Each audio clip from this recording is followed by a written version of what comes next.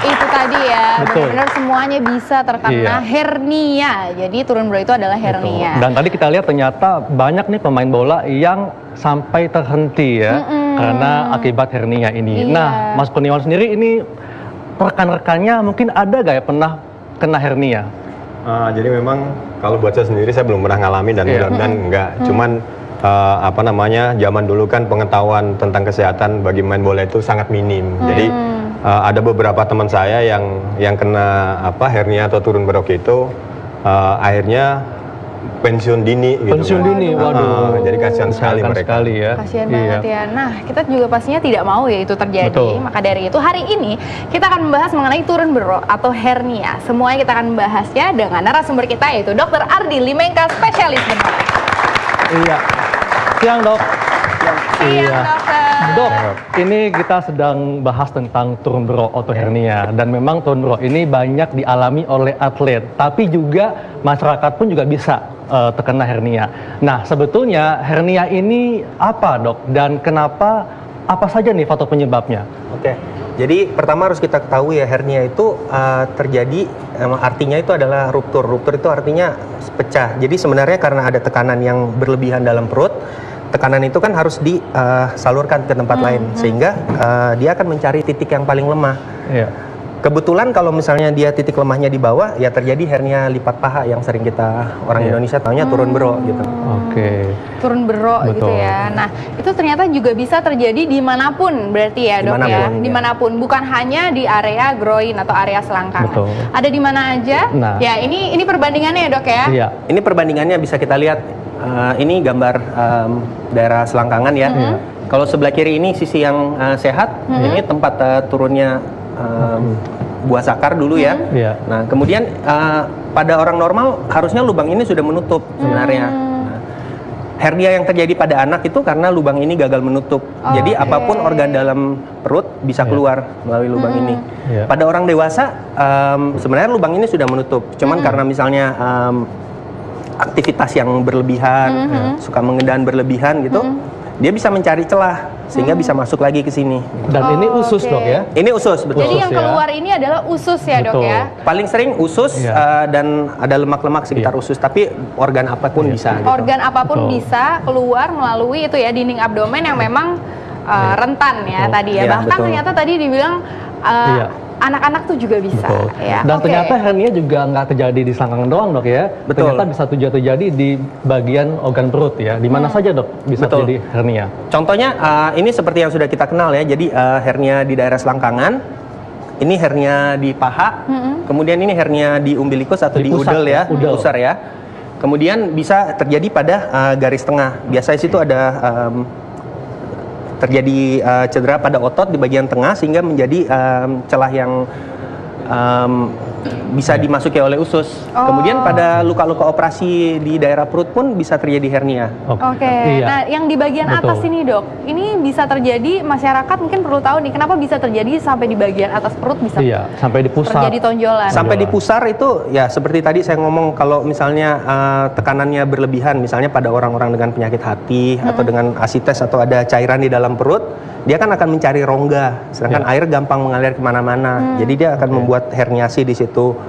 Kedua bisa juga karena cedera. Jadi kalau misalnya kayak tadi ada celah di antara otot itu, pertama kecil memang, awalnya misalnya cairan bisa keluar, masuk, lama-lama lubangnya menjadi cukup besar untuk bisa masuk usus gitu. Nah, Mas Kurniawan tadi kan cerita bahwa rekannya ada yang pernah kena hernia. Nah, kalau boleh tahu di bagian mana nih kena hernianya? Apakah di selangkangan atau di mana? Pastinya saya nggak tahu, tapi memang dia kesulitan jalan gitu, karena mungkin metode pelatihan zaman dulu kan nggak ada ukurannya gitu kan, jadi yang penting capek, jadi kayaknya kebanyakan beban segala macam lah, terus akhirnya nggak bisa jalan. Nah, kembali lagi bahwa kami kurang pengetahuan tentang ilmu kesehatan, jadi akhirnya pergi urut, pijat, dan ya gitulah akhirnya pensiun dini gitu. Oke. Nah, yang ditakutkan dari hernia itu apa aja, Dok? Jadi hernia ini ada komplikasi dini dan lanjut ya. Komplikasi dini umumnya biasa nyeri. Kalau kebetulan seperti gambar ini ya, jadi ususnya ini udah masuk ke kantung hernia. isi makanan bisa tetap masuk dan darah pun bisa tetap masuk ke sini ya. Nah, cuman permasalahannya satu ketika tekanannya udah cukup besar, darahnya nggak bisa keluar, makanannya juga tertinggal di sini. Jadi karena tekanannya begitu hebat, ususnya kejepit. Nah, di saat itu orang baru mulai mengeluh nyeri. Nyeri ya. Umumnya hernia pada awalnya itu orang tidak mengeluh nyeri, biasa cuman kok ada rasa nggak nyaman aja. Terus mungkin ada rasa mual, muntah gitu ya. Nah dok, dari semua jenis hernia nih, hernia apa atau turun bro apa yang paling umum terjadi yang dialami oleh laki-laki atau wanita? Oke. Ya, jadi hernia kan bisa terjadi di mana aja. Cuman hernia yang paling sering itu adalah hernia di daerah selangkangan. Selangkangan ya. Terutama 85% itu pada laki-laki. Pada laki-laki. Iya. Oke, ini yang paling umum terjadi ya. Ini paling umum terjadi. Iya. Dan untuk para atlet mungkin ini kali paling terjadi. Paling banyak. Sebenarnya ada satu istilah namanya sport hernia. Itu umumnya terjadi karena pada pemain bola atau pada pemain hoki. Jadi biasa kan mereka gerakannya lari ke satu arah, kemudian harus berbalik secara cepat. Oke. Nah, yang terjadi di situ adalah di sini ada beberapa otot yang besar ya. Iya. Otot itu merekat di tulang. Jadi ototnya bisa robek atau yang melekat di tulang itu bisa copot. Nah, itu kan jadi lubang juga. Jadi lubang bisa juga. jadi potensi hernia. Bisa jadi potensi hernia. Nah, masih banyak lagi. Nanti kita akan membahas mengenai etiologi atau penyebab dan juga bahkan kita juga nanti akan membahas mengenai treatmentnya, ya, solusinya nanti. Tetap di acara Ayo Hidup Sehat. Dr. Arlin, ternyata bukan hanya atlet nih yang bisa terkena hernia, bahkan selebriti seperti Amitabh Bachchan juga terkena hernia juga. Ternyata ya, siapapun dan bisa perempuan, bisa laki-laki dan juga bisa untuk anak balita juga. Nah, sebenarnya apa penyebabnya, Dok? Masyarakat pasti penasaran nih, Dok. Ya, penyebabnya terutama pada laki-laki ya. Yang paling sering itu adalah pekerjaan yang sering mengangkat berat. Jadi misalnya kayak ya kita harus kasihan lah sama tukang batu, tukang bangunan gitu ya. Kedua, ini orang yang dengan batuk lama. Jadi misalnya Indonesia kan cukup banyak nih yang masih terkena TB paru gitu kan. Nah itu setiap kali batuk itu menambah tekanan lagi. Jadi batuk bisa meningkatkan tekanan rongga perut. Betul. Iya, nah pas banget nih, Dok. Ada beberapa mitos maupun fakta mengenai hernia ya, penyebab dari hernia. Yang pertama, wah ini hernia bisa mengusik kejantanan pria. Waduh, ini pasti akan ditakuti oleh semua pria. Pasti akan ditakuti itu. Penting ya. Ya memang. Apakah benar, Dok? Kalau kita lihat kan ini daerahnya tempat terjadinya sama gitu ya. Tapi sebenarnya ini nggak benar gitu. Jadi memang dia melalui jalur yang sama, tapi saluran yang dipakai itu beda. Jadi saluran yang menuju buah sakar dan saluran yang dipakai itu dia membentuk kantung sendiri sehingga tidak mengganggu. Tidak mengganggu ya. Jadi tenang aja Mas Kurniawan ya. Tenang. Yang kedua, mitos tentang turun bro adalah latihan berat atau angkat beban bisa sebabkan turun bro. Iya. Ini betul, Dok ya? Bisa iya, bisa tidak. Gitu. Kan sekarang kalau kita lihat ya bodybuilding itu jadi populer lagi sekarang ya. Cuman kalau misalnya orang yang benar latihannya benar, itu umumnya otot-otot dasar panggulnya itu terbentuk dengan baik sehingga bisa menahan. Nah, yang bahaya nih kalau misalnya orang belum sering latihan udah mulai langsung angkat yang berat gitu kan. Jadi sangat penting untuk lakukan dengan cara yang tepat dan benar. Betul. Dan perhatikan angkatan bebannya, Dok. Iya, betul sekali. Oke, lanjut. Ini ada lagi, terlalu sering mengedan memicu hernia. Sebenarnya secara langsung sih tidak, cuman ya balik seperti masalah tadi, dia menambah tekanan di dalam perut ya. Jadi ya terlalu sering mengedan kalau misalnya kayak kita sering makan makanan yang tidak ada serat misalnya, atau batuk kan hitungannya seperti mengedan juga kan. Nah, itu bisa terjadi. Pokoknya yang meningkatkan tekanan di dalam perut ya. Kemudian turun bro bisa hilang dengan sendirinya. Nah, ini bagaimana, Dok? Nah, ini yang suka dipercaya orang Indonesia ya, kalau ada penyakit ya moga-moga bisa hilang sendiri ya. Nah, hernia itu harus diketahui tidak bisa hilang sendiri gitu. Karena dia udah terbentuk rongga yang ya penanganannya rongganya itu harus dihilangkan sehingga tidak memperparah kondisi yang lain. Selanjutnya nih, celana khusus hernia dapat menyembuhkan hernia. Ini ada gambarnya nih, Dok. Ini benar atau salah nih? Ya, jadi celananya kan dipakai ditaruh di lokasi yang biasa keluar hernia, terjadi hernianya ya. Jadi celana ini bukan untuk menyembuhkan hernia. Jadi contohnya hernianya ada di daerah sini, kita menjaga jangan sampai turun ke bawah lagi.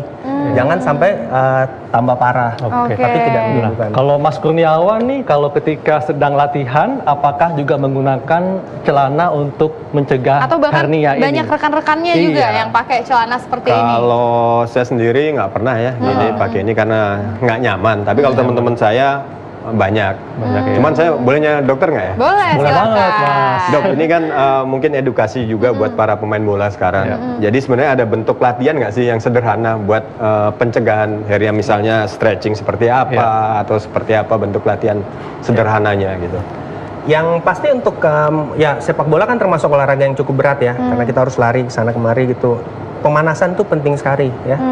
Kemudian stretching daerah panggul dan kaki itu.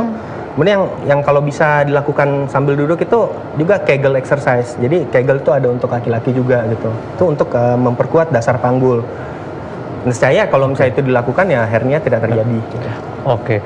Dok, nah ini mungkin pemirsa ingin tahu dok, sebetulnya hernia ini apakah ada pembagiannya? Apakah ada yang ringan, yang berat, dan apa saja dok ciri-ciri hernia yang mesti diwaspadai oleh pemirsa? Ya, hernia sebenarnya kita tidak bagi berdasarkan ringan, sedang, berat ya, seperti penyakit kronis pada umumnya. Cuman hernia itu seperti tadi dibagi tergantung lokasi, Kedua, tergantung gejala klinis pada saat pasien datang ke kita gitu. Jadi ada hernia, yang satu kita bilang hernia reponibel atau bisa kita masukkan kembali. Bisa masuk lagi. Gitu. Jadi kita bisa masukin lagi tonjolannya? Bisa masukin kembali. Umumnya itu belum terjadi jepitan. Yang kedua ini kalau misalnya hernia irreponibel. Jadi irreponibel ini tidak bisa balik lagi ya? Tidak bisa balik lagi. Umumnya orang udah mulai datang dengan keluhan pada awal-awalnya mual gitu, nyeri dikit gitu ya. Yang terakhir yang kita bilang hernia strangulata atau jepitan, itu biasa orang datang itu udah sakitnya sampai nggak bisa diajak ngomong gitu. Ini jepitan karena organ yang masuk itu tidak lagi mendapatkan suplai darah. Betul. Sehingga bisa timbul gejala seperti tadi ya? Ya. Oke. Nah dok, untuk hernia yang tadi ada hernia irreponibel dan juga reponibel. Kalau yang reponibel itu apakah masih bisa di-treat di rumah gitu? Yang bisa masuk kembali itu dok, ada yang bilang kalau kita naikin kaki itu nanti bisa kembali lagi ususnya, atau bahkan ada orang-orang yang diurut dok. Ya, saya tekankan dulu dari awal ya, kalau ada hernia itu nggak boleh diurut ya. Nggak boleh diurut. Nggak boleh diurut ya. Nggak boleh. Jadi kita boleh masukkan kembali secara gentle, secara perlahan gitu. Jadi kalau misalnya kita merasa ada tekanan, jangan didorong lagi, karena itu yang nomor satu bisa merusak organ yang ada di situ. Bayangkan kalau misalnya yang di situ usus, kita pijit-pijit. Masih untung kalau ususnya nggak bocor gitu. Soalnya gini dok, malah takut ususnya jadi bocor ya dok ya, wah bahaya. Soalnya banyak nih pemirsa yang mungkin ya ibu hamil kan suka bisa timbul hernia juga tuh. Nah kadang-kadang dipijit karena sakit pinggangnya, ini nggak boleh dok nggak ya? Boleh. Jadi nggak boleh. Betul, nggak boleh. Oke, jadi kalau untuk yang memang terkena hernia, ini jangan sekali-kali diurut karena bisa fatal resikonya. Iya, bisa fatal resikonya. Jadi solusi yang bisa dilakukan apa dok? Yang kita bisa lakukan kalau kita udah terkena hernia ya, yang reponibel itu kita bisa yang bisa kembali lagi ya? Iya, yang bisa kembali lagi. Artinya kita jangan memperberat keadaannya. Jadi kalau kita udah tahu gitu, jangan kita angkat ember air, jangan kita angkat anak misalnya di rumah gitu. Harus lebih banyak istirahat. Tapi terapi akhirnya ya tetap harus operasi. Tetap harus operasi. Jadi berarti yang tadi dalam kondisi tiduran terus kakinya dinaikin lagi, lama-lama hernianya itu bisa masuk lagi, itu bisa juga dilakukan dok di rumah? Itu bisa dilakukan. Itu bisa, artinya kita membagi tekanannya lebih ke arah atas gitu. Lebih ke arah atas. Betul. Nah kalau hernia atau tumor yang sudah parah, yang sudah keluar, yang nggak bisa masukin lagi, itu harus dilakukan operasi? Itu harus dioperasi dan harus ke IGD. Kenapa dok mesti dioperasi? Karena mungkin pengen tahu di pemirsa nih, kenapa mesti dioperasi? Iya, kalau misalnya pada tahap awal misalnya pasien masih nyeri dan belum terjadi kematian jaringan ya, misalnya jadi ususnya belum mati di situ, kita bisa lakukan operasi dengan bersih dan kita bisa taruh pengaman di situ. Jadi operasi tujuannya untuk mencegah komplikasi tadi ya, strangulasi ya, di mana organ yang terjepit tidak mendapatkan suplai darah. Nah ini Mas Kurniawan tadi rekannya itu sampai dioperasi. Kayaknya sih enggak ya, karena ya itu seperti yang tadi dibilang bahwa dia akhirnya urut, dipijat gitu kan. Waduh, jangan itu tuh ya. mungkin belum kurang ya, waktu gitu ya. zaman dulu Zaman dulu. masih diurut dan sebagainya. Bukan zaman now ya. Belum menjadi kids zaman now. Oke. Tapi, Ya Dok, pokoknya intinya nggak boleh diurut ya. Betul. Tapi satu lagi dok, seandainya ini kan saya mewakili pemain bola nih, seandainya setelah dioperasi itu ada efek yang sangat berarti nggak buat si atlet itu sendiri dok, ke depannya mungkin jadi pergerakannya jadi nggak se-fleksibel dulu atau segala macam. Oke, jadi memang hernia ini operasi yang salah satu yang paling sering dilakukan ya. Jadi maksudnya kita udah pengetahuannya udah cukup hatam untuk sampai komplikasinya. Umumnya operasi ini tidak ada komplikasi yang berarti ya gitu. Jadi tidak akan mungkin untuk kambuh lagi. Untuk kambuh lagi bisa. Ada beberapa faktor yang menyebabkan. Cuman umumnya kalau misalnya dengan faktor apa baik, ini dok yang bisa misalnya yang pertama faktor-faktor preoperatif yang kita tidak ketahui. Jadi misalnya kayak pasien datang dengan hernia gitu, misalnya saya minta diobati dok ya. Tapi pasiennya nggak ngomong ke dokternya, saya ini udah batuk 6 bulan dok gitu. Jadi penyebab mengejannya yang memicu kembali. Iya, atau enggak misalnya pada laki-laki yang umur 60, biasa kalau misalnya dokter bedah kita akan menanyakan misalnya mengenai prostatnya gitu, ada keluhan buang air kecil atau tidak gitu. Kalau misalnya dengan ada pembesaran prostat, umumnya kan kita harus mengedan ketika buang air kecil. Buang air kecil. Ya, kalau misalnya dia udah mengedannya setahun misalnya, hernia kan ini efek samping dari prostatnya, jadi kita harus tahu. Gitu. Jadi kalau gitu penyakit awalnya mesti diobatin juga dok, penyakit dasarnya. Oke. Nah dok, tips nih dok, bagi masyarakat semuanya yang ingin terhindar dari hernia dan juga bagi yang sudah terkena hernia, silakan dok.